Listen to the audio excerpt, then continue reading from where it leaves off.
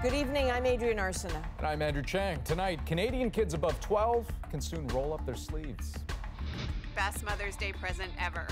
Pfizer gets the green light for kids 12 and up. In some spots, they will start tomorrow. Tonight, the science behind the approval and what it means for kids and parents. You know, it's been a long haul for them. They really, really want to get back to their friends. Rethinking allergy rules in schools. Parents will believe that banning is a guarantee of safety. It often isn't. Why some experts say there is a better way to keep kids safe than an outright ban on peanuts. A rocket ship spiraling in Earth's orbit, ready to crash. It's going to come down somewhere, but hopefully it won't hit anyone. But where will it land? And music to complete your census stew. Is it too late now to say sorry? Your civic duty playlist. This is The National.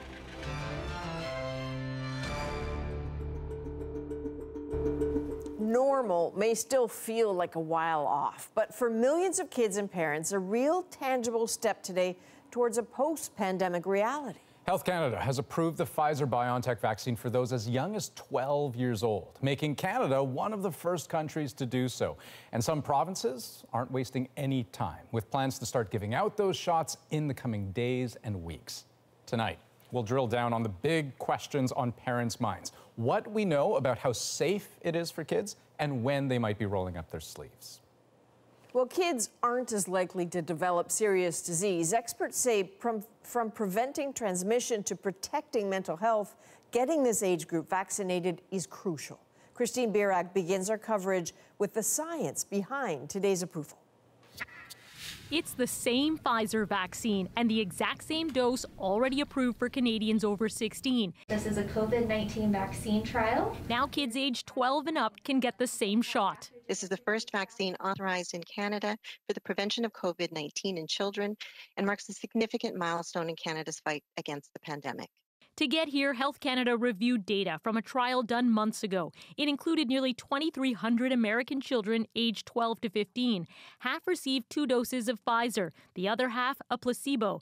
Among the kids who received the placebo, there were 18 COVID infections. In the vaccinated group, there were none. As for the side effects, the most commonly reported side effects were temporary and mild, like a sore arm, chills, or fever. The Northwest Territories will start offering Pfizer to anyone over 12 in Yellowknife tomorrow. Alberta opens eligibility starting Monday. Manitoba is aiming for later this month. And Ontario is talking about whether students can get their first shots inside their schools this summer. Should we be rushing out to do kids? Canadians under 19 make up roughly 20% of COVID cases, but their risk of becoming very ill or dying from the virus is low. It's not just about mortality rate. It's about their health and well-being.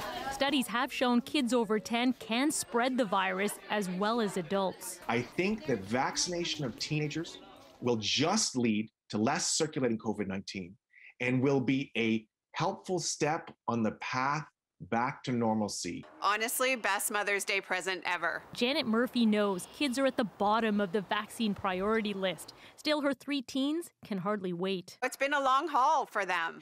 They really, really want to get back to their friends. Health Canada says Pfizer may submit trial data for kids aged 5 to 11 as early as September, but vaccines won't likely be offered to kids that age until next year. Christine Birak, CBC News, Toronto. So to help us understand what this means for your kids, I'm joined now by pediatric infectious diseases specialist Dr. Fatima Kakar from Montreal. Dr. Kakar, so Canada is among the first in the world to approve the vaccine for kids this age. I can understand some parents being hesitant about that. What would you say to them about getting their kids immunized? So first, not to worry, there was no rush in the process. So both Health Canada and the FDA got the data from Pfizer within days of each other, and the FDA is going to announce imminently the approval. And the scientific process was not rushed. It's really just that Health Canada met more quickly, was more efficient, and really made this a priority because we want to get this vaccine into kids for the next school year. So there was no rush in the process. It's really just we made this a priority. So we heard enormous relief from that mom in Christine's piece. What have you been hearing from kids about what they're struggling with during the pandemic? So kids haven't been sick with COVID, but they are enormously stressed with what COVID might do to their families and how it's affected them on a day-to-day basis with regards to being in school, being off school, every time they're exposed to COVID, having to quarantine.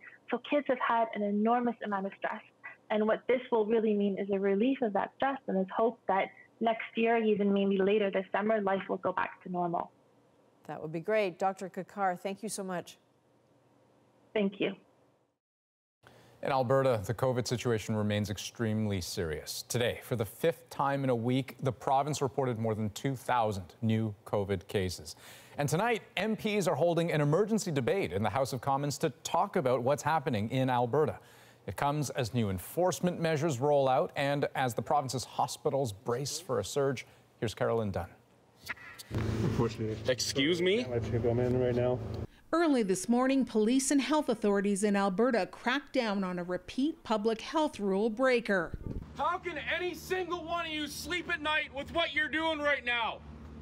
Owner Chris Scott has defied multiple health and court orders to keep serving customers indoors. Other business owners are following the law. You are not. Today, enforcement officers locked his doors. A new multi-agency approach targeting those who refuse to comply, laid out at a news conference with the Premier and his ministers today. This new enforcement protocol being put in place, plus my commitment, to continue to work with the Health Ministry and Alberta Health Services to see how we can beef up and close any loophole that is out there. Tougher enforcement, including doubling fines, comes after months of criticism. Alberta has been soft on rule breakers. And with more than a dozen MLAs speaking out against health measures, sending mixed messages. So we have ended up with this sort of polarized moment in Alberta happening at the worst possible time. The new restrictions, born out of fear ICUs will soon be overwhelmed. Today, the Premier said that could happen in a month if the current COVID trajectory doesn't change. So we can manage the current load and what's coming at us, but not if the numbers continue to go up, particularly not if the growth of the spread of the virus accelerates. Warning that wouldn't just impact COVID care, but anyone who needs medical services. So I just encourage everybody to follow the science, follow the evidence, and follow the rules, so that we can have a reasonable summer, so we can get everybody vaccinated and get those case numbers down, so we can get out of this third wave and this pandemic as quickly as possible. And Carolyn, Jason Kenney's news conference today stood out for a number of reasons. Yeah, it really was remarkable. First of all, its length. It was an hour and 27 minutes, but also its tone. And I'm not just talking about the public health measures put forward by the Premier and his cabinet ministers. I'm talking about them basically not trying to please all sides in this issue. We also heard from the Calgary police who have previously said that they didn't feel support from the government for really cracking down on some rule breakers, those who don't wear masks, for example.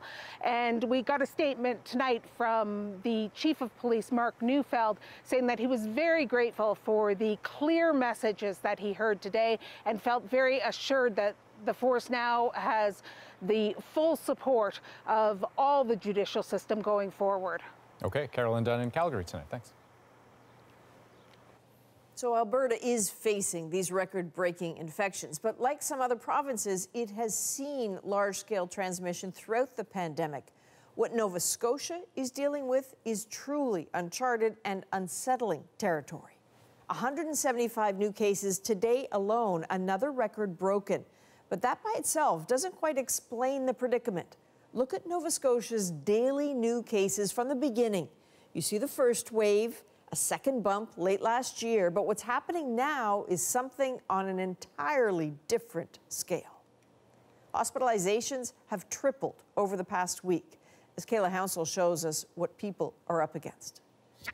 It's so close to home now, reality's really set in. Hey, this can happen to anybody at any time, anywhere. When we first called Terry Greencorn today, he couldn't talk. He was desperately worried about his wife. I did have to call 911 this morning just to make sure that her oxygen levels were good enough that she didn't have to go to the hospital. And they just told us to keep an eye on it for now. Later, he told us his entire family has COVID-19. Greencorn tested positive too, but doesn't have any symptoms. Good thing is, somebody's able to help the rest of the family out, so thank God for that. They are now among more than 1,200 Nova Scotians battling the virus. There are 40 people in hospital, including 9 in the ICU. The doctor in charge of coordinating critical care says he can find more beds, but that's not the only issue. Our biggest challenge will always be around finding the human resource team that looks after the patient for that bed. In the space of 2 weeks, new cases have surged from an average of 10 a day to more than 120. This is probably the most difficult time I've been feeling, or the hardest for me over the whole pandemic.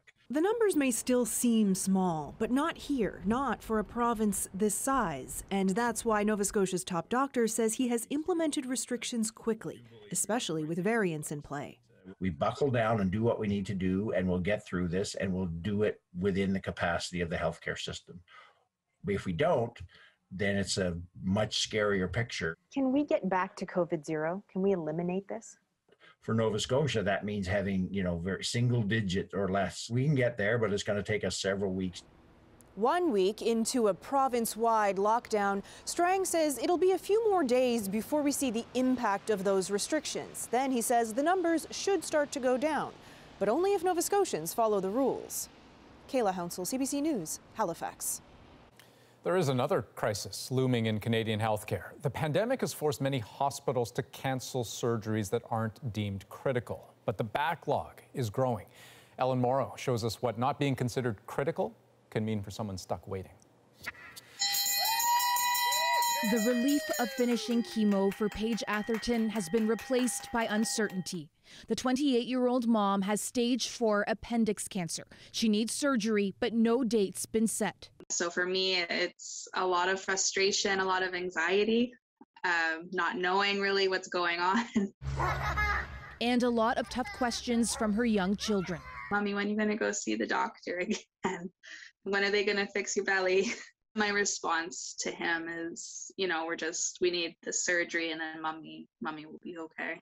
Ontario's surgery backlog is estimated at a staggering 257,000 cases and growing. The province, like several others, ramping down procedures deemed non-emergency, including many cancer surgeries to save ICU beds. Cancer care needs to be timely.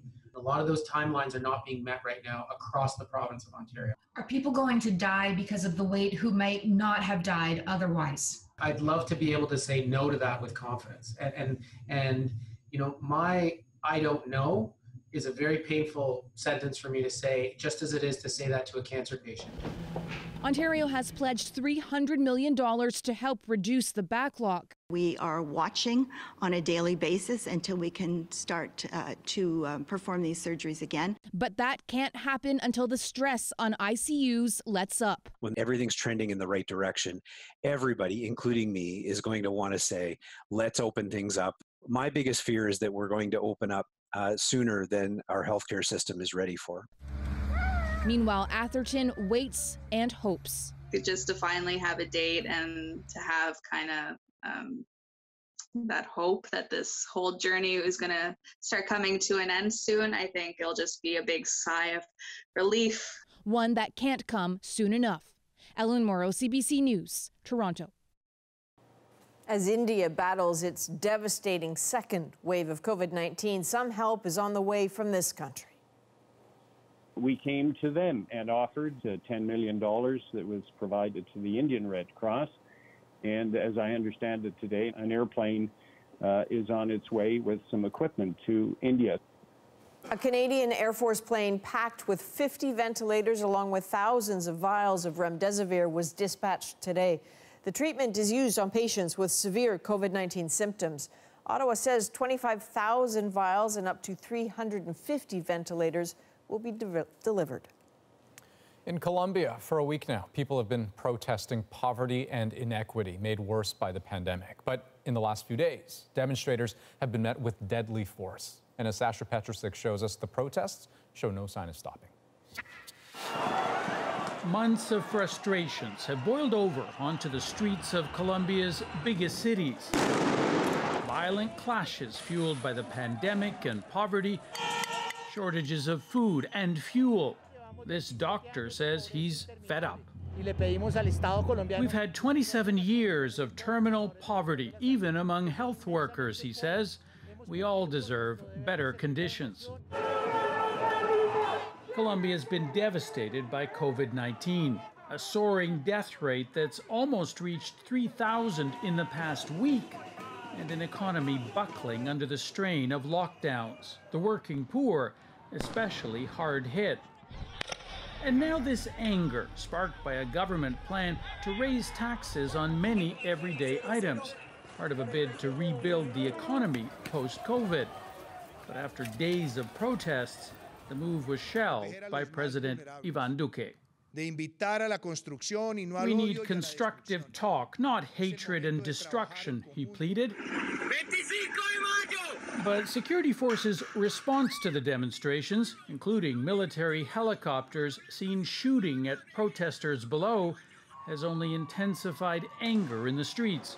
At least 24 people have been killed, including a 17-year-old who kicked a police officer on a motorbike, then got shot. The United Nations and the EU have condemned the government's heavy-handed response. We call for restraint. We call for restraint from everybody, especially from the security forces. But Colombia's deadly mix of frustrations, a bitter reminder of years of conflict in this country, is making restraint hard to find. Sasha Petrusik, CBC News, Toronto. Facebook's oversight board has upheld the company's suspension of former President Donald Trump. Trump was suspended indefinitely for posts inciting the January 6 riots at the U.S. Capitol. The board says it's only extending the suspension for 6 months and told Facebook to make a decision about how to handle Trump's account that falls in line with how it treats other users. For instance, moderating his posts or an outright ban. Trump lashed out on his blog saying, quote, "What Facebook, Twitter, and Google have done is a total disgrace," adding, "These corrupt social media companies must pay a political price." A Vancouver Canucks player is under investigation by police after a woman went public with allegations of sexual misconduct. 24-year-old Jake Virtanen was placed on leave by the Canucks last weekend. Vancouver police say they have contacted the accuser after learning about the allegations. No charges have been laid. Well, a series of brawls dominated the first few minutes of the Capitals-Rangers hockey game tonight, 2 days after Tom Wilson of the Washington Capitals punched a player face down on the ice.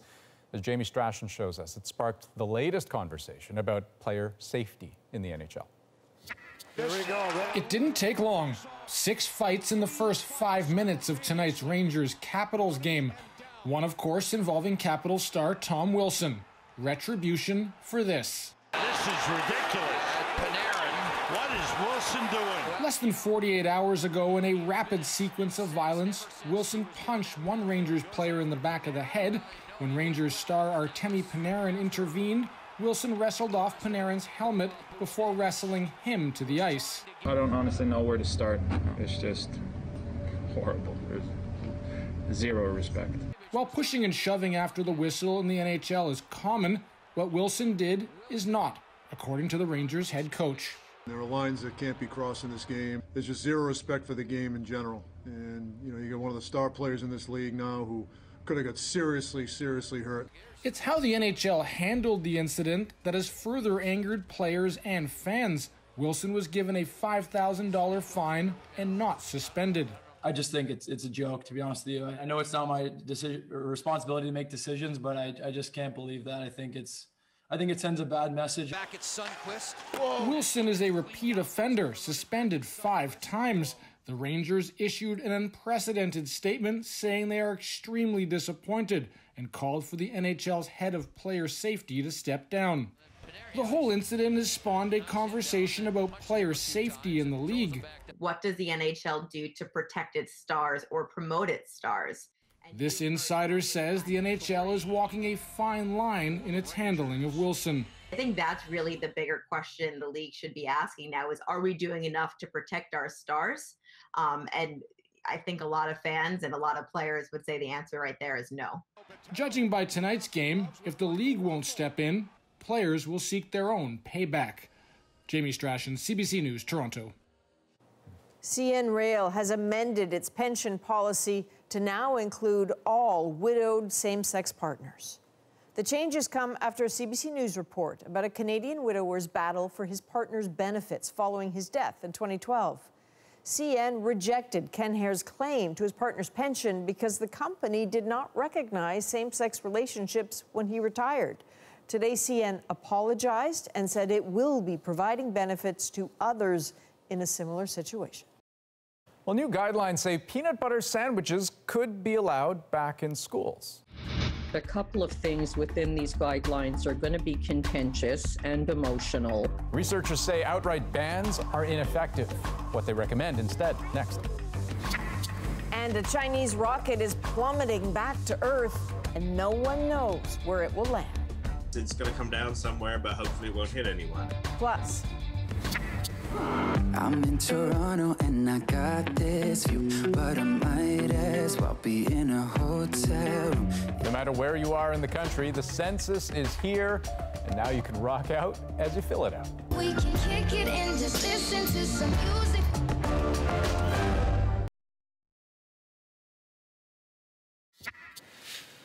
Welcome back. Some new research out of McMaster University is proposing to turn 2 decades of peanut policy on its head. It completely upends what has become conventional wisdom. The idea that the best way to protect kids with life-threatening peanut allergies in schools is to simply ban peanuts. Here's Vicadopia on what they say is a better plan.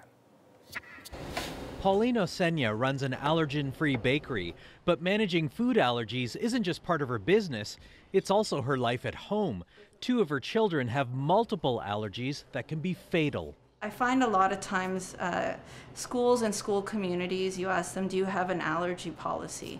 And they're like, yeah, we don't allow peanuts in our school. And then that's the end of it. Blanket bans on allergens such as nuts and shellfish are often inconsistently applied at schools. And now an international team of experts says they're not even effective at preventing anaphylaxis. When we've looked at the literature, the number of reactions, even though they're not great, don't seem to be better in schools that ban versus those that don't. The experts recommend schools eliminate blanket bans on foods and allergen-free zones. Instead, they should develop a safety plan for each student with severe allergies, stock epinephrine auto-injectors, and train staff to prevent, identify, and treat allergic reactions. I think that a couple of things within these guidelines are going to be contentious and emotional. And people have been doing certain things for a very long time. Indeed, a group representing people with food allergies disagrees with lifting food bans outright. We do support food restrictions. You still have to have these responsible oversights to be able to make sure that kids aren't coming into contact with what they're allergic to. The recommendations are just that, not compulsory. Many schools in Canada already stock epinephrine as well as educate staff. Paulino Senya says students are also part of the answer. A child with an anaphylactic food allergy always needs to be vigilant. Vigilance, regardless of whether there's a food ban or not. Vicadopia, CBC News, Toronto. Okay, so full disclosure here, I have a peanut allergy, which means I have a few questions for allergist and immunologist Dr. Zainab Abdurrahman joining us now. Hey, doctor, can you start perhaps just by speaking directly to those parents of kids with allergies out there whose initial reaction to all of this may be, isn't this potentially really dangerous, reintroducing this kind of allergen this way, at least proposed? I think it's important for everyone to have a moment and really think about this. So at this time, most of the schools may have removed things like peanut and tree nuts from the schools, but this entire time, all the other major food allergens have been allowed. So that means egg, milk, wheat, fish, shellfish, sesame. Those have all been in the school system, and other children have been able to bring those into the classroom, even though those are also major food allergens that children are often also allergic to. And there is not a huge, increase of anaphylaxis in the school setting due to these other foods. Right, but isn't one of the risks with peanuts that it could be in the air, that just being in the vicinity of someone eating a peanut butter sandwich is potentially dangerous for someone with a life-threatening allergy? Actually, with peanut, in something like peanut butter or, a peanut cookie, not so much, actually. That food allergen doesn't actually aerosolize very easily. It would be an issue if you took your child to a peanut processing plant where they are actually removing the skin off of the peanuts, and that will actually aerosolize some of the protein into the air. And so in that setting, it would be. But in a normal setting, in a peanut butter sandwich, in a cookie, in a food that's prepared, that they're just opening up and eating, not so much a huge concern from that perspective. Okay, that's all the time we have, but that's helpful. Dr. Abdurrahman, thank you so much. Thank you for having me. A woman from Mali has stunned the world and her doctors when she gave birth yesterday to 9 babies at once. Mali's health minister says all of them, 5 girls, 4 boys, and mom, are doing well. The woman knew she was going to have multiple babies, but she was only expecting 7. The other 2 came as a bit of a surprise when she was in the operating room. The current record for the most living births at once is 8. Only expecting 7. Only. Most university students have faced a year full of virtual classes, but for some international students, there have been added struggles. I have to take classes usually from 8 p.m. until 4 a.m. Time differences and missed opportunities. 3 students describe an unusual year. Plus, you don't know me that way. A little music to go along with that census. Stats Canada aims to make filling out your form more exciting. Stay with us.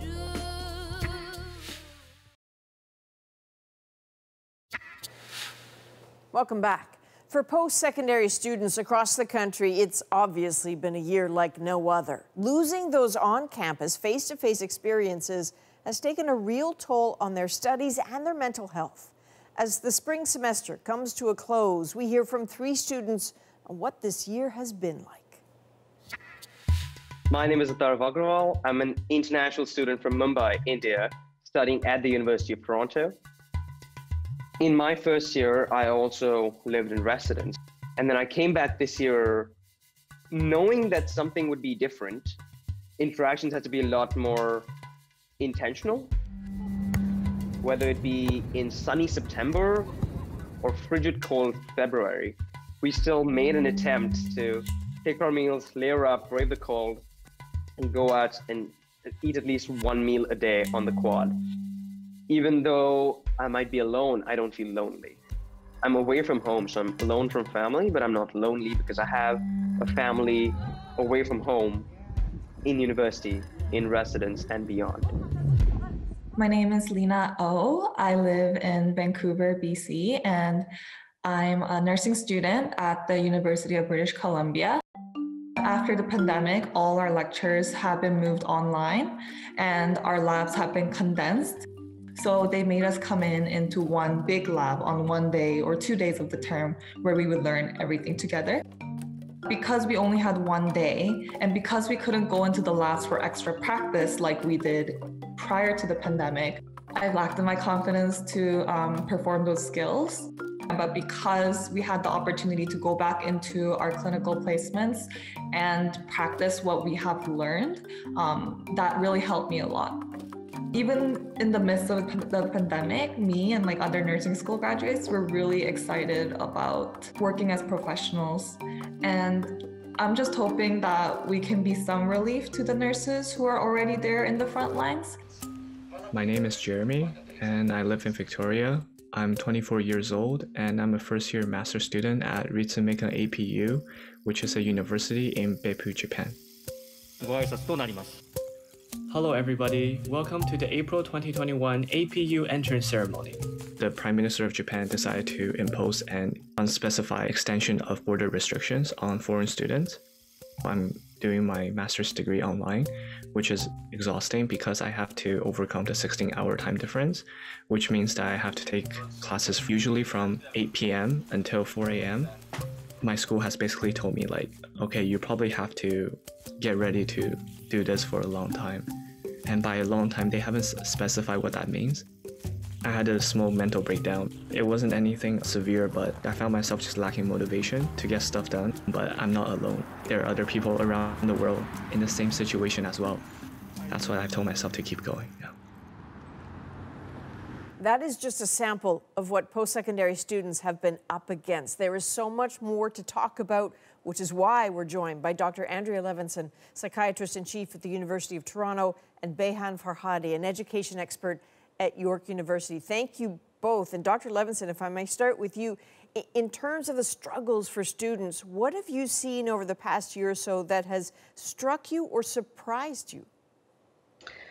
Well, I think I'd like to sum it up by the tremendous resilience, the strength, the creativity, the poise that students have really shown during the past year, and the whole university community, staff and faculty and administration in supporting students during this time.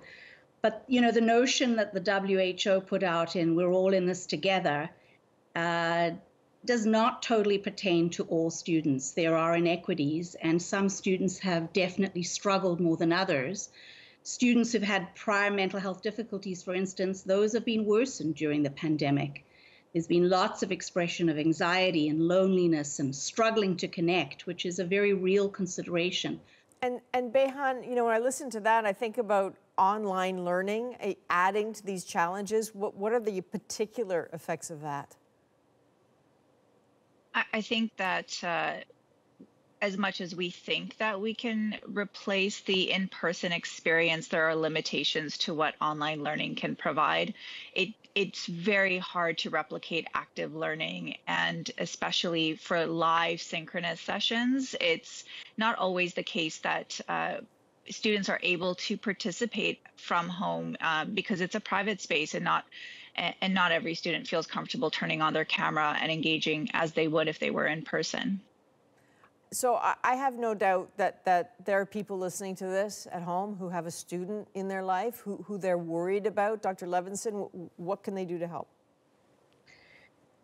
They can firstly validate what the student's feeling and acknowledge it, comfort the student, and stay connected. When a student was displaced from the home, usually in a traditional university environment, we would always advise family to stay connected beyond text and chat.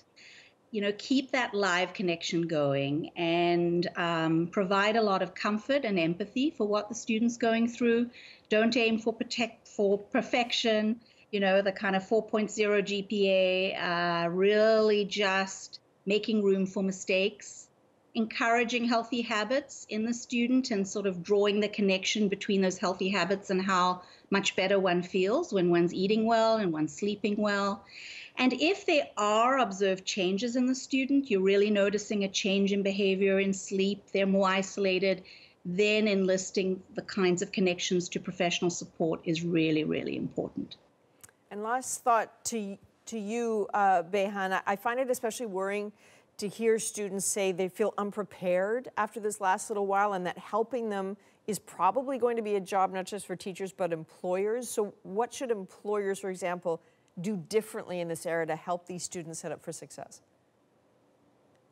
It used to be the case that in many professions you would have a sense of the experience or knowledge sets that students would be arriving with when they are early career.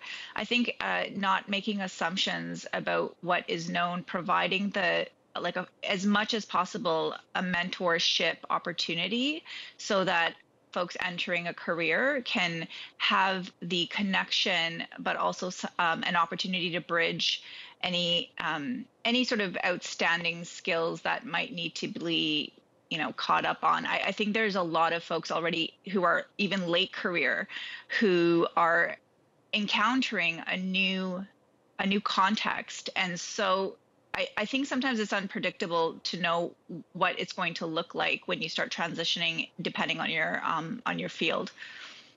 Okay, mentorship will certainly help. Behan Farhadi, Dr. Andrea Levinson, thank you both. Thank you. Thank you. Well, a rocket from China is falling back to Earth. Where it will land is anyone's guess. hurtling at super speed, fears it will damage property or worse. Why not bring some plants into other people's lives? But first, gardening season has begun and a new club mixes more than just seeds. Stay with us.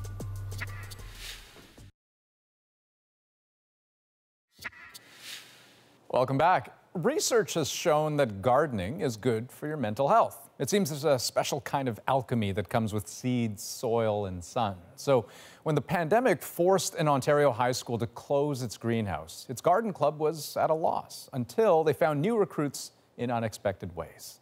David Common explains.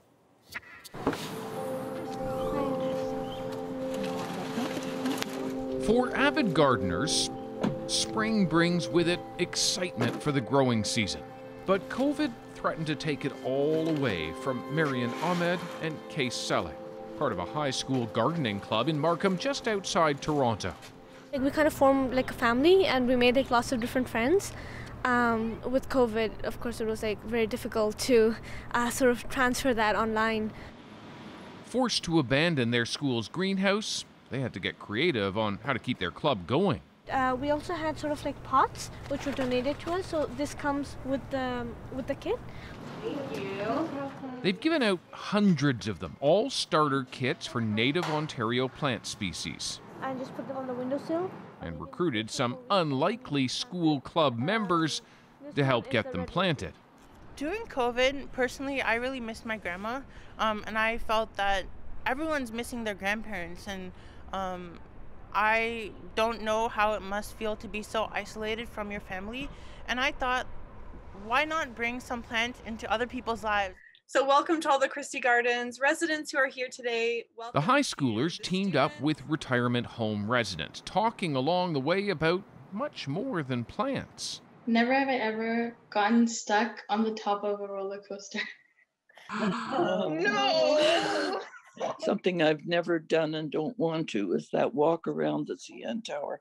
I want to. You do? Yeah. One of my sons had 2 chickens and he called them lunch and supper. Sharing stories and their love for gardening, a love that seems to span all ages. The woodland sunflower and the ironweed. So I would put this as well. It's called ironweed because the stem is so tough. And the residents eagerly get to work on the donated seed kits. Debbie New had such a hard time getting seeds during the pandemic, she had to get inventive. I've been using gardening in my room as a way to deal with the isolation and so on. So a lot of the things I've got growing there are from the grocery store.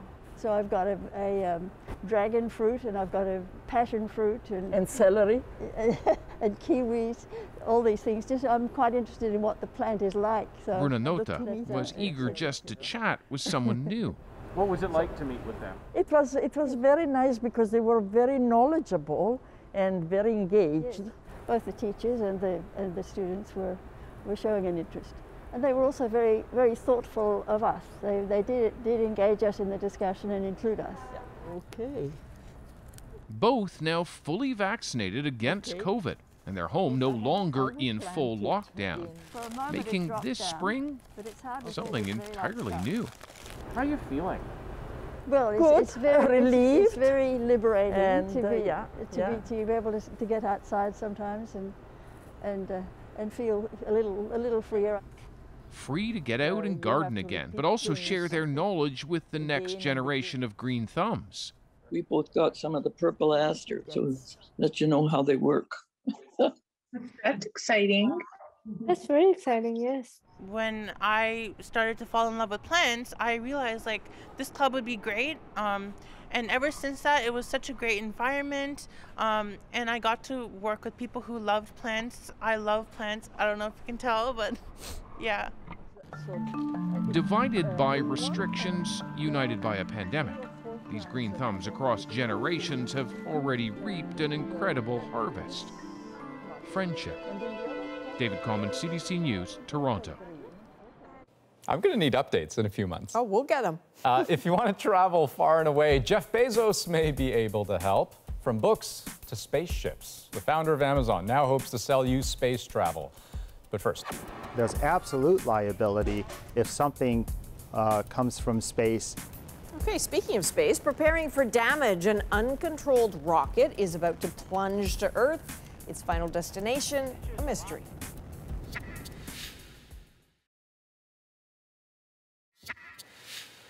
Welcome back. China is building its own space station, which means big rockets carrying big payloads. And a huge chunk of one of those rockets is now hurtling uncontrolled towards Earth, and no one knows where it's going to land. Briar Stewart shows us as more governments and companies get into the new space race, more is going up and coming down. When the Chinese rocket blasted off last week, there was celebration. The launch was heralded as a success, putting a module into orbit for a new space station. But a large chunk of the rocket itself is out of control and plummeting to Earth. They just left this rocket stage there going, yeah, I guess it's going to come down somewhere, but hopefully it won't hit anyone. It was just that casual, I think. So that's not acceptable in the 21st century is my feeling. Often, space debris burns up upon re-entry, but experts say part of the Chinese rocket won't. The core of the Long March 5B model weighs roughly 20 tons. It's 5 meters wide and 32 meters long. It's currently hurtling at a speed of 28,000 kilometers an hour, orbiting Earth every 90 minutes. It's estimated that it will crash down around May 8th. The hope is it lands in the ocean. But last year, China launched the same rocket model. When it crashed, debris scattered across the Ivory Coast. There's absolute liability if something comes from space and damages property or hurts somebody. Security was very tight. In 1978, when a satellite crashed, several pieces of radioactive debris were spread across Canada's north. The Soviet Union gave Canada $3 million in compensation. Experts say as more countries and companies put material into space, there will be more debris.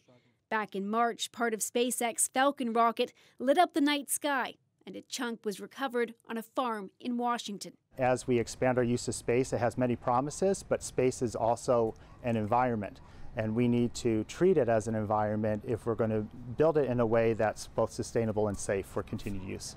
As for the rocket, China is expected to launch several more as it works to build its space station. Briar Stewart, CBC News, Vancouver. Well, Amazon founder Jeff Bezos' space venture Blue Origin says it is launching its first sightseeing trip this July, a big moment in the private race to commercialize space travel. The New Shepard will fly on its own without a human pilot.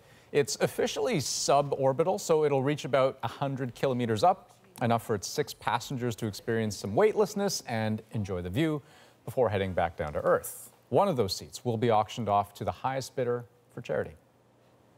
Nope, not doing it. When we come back, what's more Canadian than filling out the census while playing a few CanCon hits? I go hard on Southside G. Yeah. How Stats Canada is hoping to enhance your form filling experience. Next.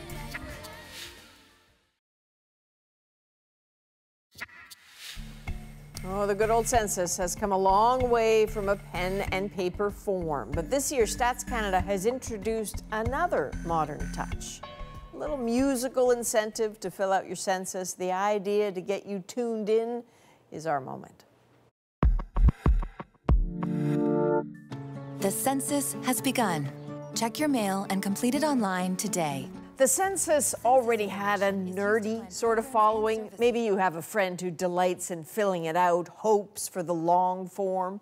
Now StatsCan is incentivizing people by making it a whole experience. Behold the 2021 Census soundtrack.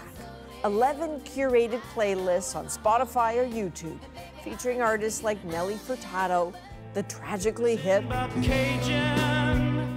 Drake, of course, and Francophone and Indigenous artists. The project has apparently gotten rave reviews online. StatsCan tells us the idea came from a brainstorming session about ways to make the census more enjoyable. Mission allegedly accomplished.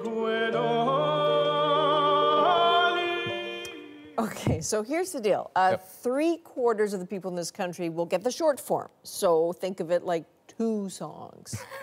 But a quarter will get the long, so that's 30 minutes of good Canadian content music. So you could put one of those playlists on. And, yes, absolutely. Or I guess you could just put the national on and do 2 long-form sentences. Oh, okay. Does it work that way? That's where. That's maybe a good not. call. Okay, that's the national for this May 5th. Have a great night. Good night.